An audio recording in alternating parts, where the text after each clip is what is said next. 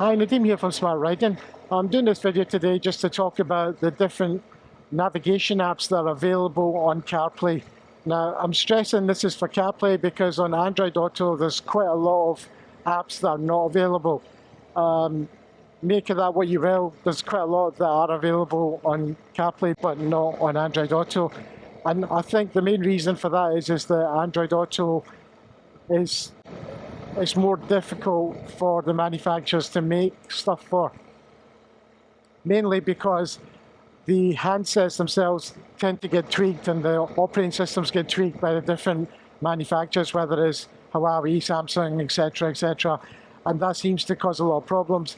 And the Apple process is a lot simpler for the guys for the companies that make apps.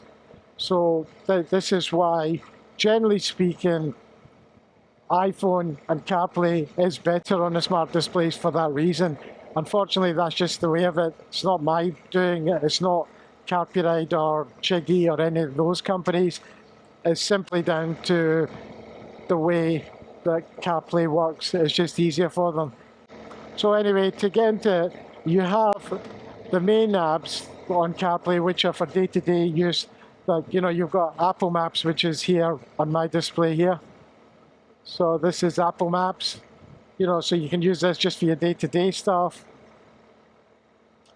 And same, you know, you have the likes of Waze and you have Google Maps, so that's there. Now, where it gets interesting is if you're using other apps for doing trips, you have the likes of Calimoto, Curviga. I mean, Calimoto is quite well used in Europe anyway. I'm not sure about the US. But Calimoto is quite popular over here. So you've got that. Then you've got Curviga. So that's available as well if you already use that. Then you've got the My Route app. Now My Route app, most of these require some kind of subscription to use. Then there's also Scenic. I know people mention that from time to time, so you've got that as well. And then you've got this one, there's a German one, Detect. And then you've got Revere. So there is quite a lot of choice on CarPlay that you can choose. So some of these you can import GPX files into and stuff so that you can share routes, you know, or if you're taking routes from wherever, you can import them in. You know, so that's what's good about some of these apps. So if you're thinking of buying a smart display but you're not sure how you're going to, you know, kind of put this in and use with the GPX files and stuff, there's a choice of them there. So there's a choice of different apps there that will take the GPX routes. I mean, that's going to become more important for me as well because I'm thinking, I will be buying a second bike and I'm leaning towards getting a kind of lighter weight trail bike, more lighter than the GS anyway.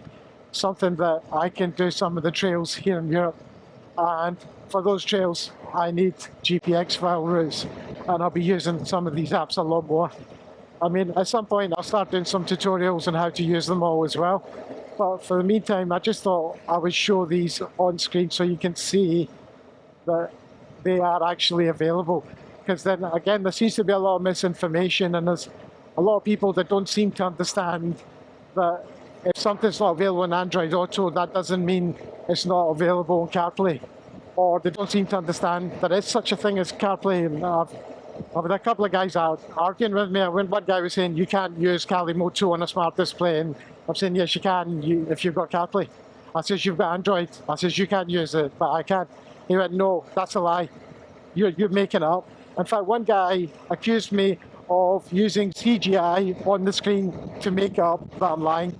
So that's the internet for you. People have weird and wonderful theories, you know. They couldn't explain to me why I would want to do that, but in any case, that's what people are like. But I thought it's important that if you are looking to buy a smart display, but you're used to using, say, a Garmin unit and everything, and you're used to importing like your GPX files and stuff in through Basecamp or whatever, then there is ways you can do it with this as well.